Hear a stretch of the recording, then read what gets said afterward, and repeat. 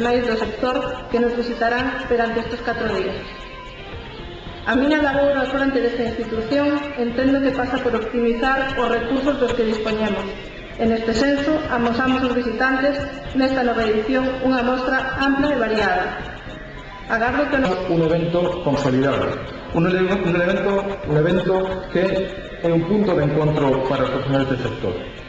En estos días, do día 22 ao 25 de abril, fabricantes, distribuidores, exportadores, importadores, asociaciones empresariais, organismos oficiais, 160 millóns de euros de esos avais, pero todavía temos dinero disponible e estamos intentando axudar en este tema tan complicado para as empresas que é o financiamento, ¿no?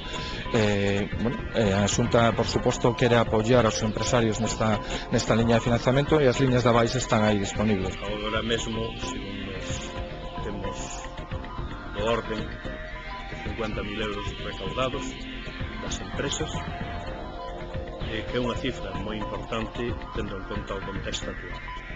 Ademais destes do orden de 50.000, temos outra cantidade de esta roda de prensa celébrase con motivo de presentar o inicio do petitorio de San Paio nos domicilios da Estrada. Estamos a 2 meses das festas, a comisión que asumimos a organización das mesmas, estamos a traballar todas as semanas na súa organización. O vindeiro domingo 25 de abril, quinta edición da Festa Gastronómica do Xabarín, organizada polo Concello de Cerdedo. 40 stands de exposición, degustación e venda de produtos típicos de Cerdedo e comarca. Galiño sal, filloa, linxa, requeixón, queixo, mel.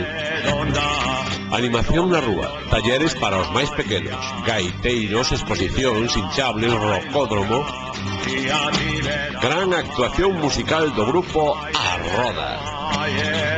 Exhibición de adestramento canino a cargo da bicampiona de España. Pregón a cargo de Quique Morales, programa España Directo. Para xantar, xabarín guisado con setas e castañas. O día 25 de abril ven a Cerdedo e disfruta da gastronomía e da natureza.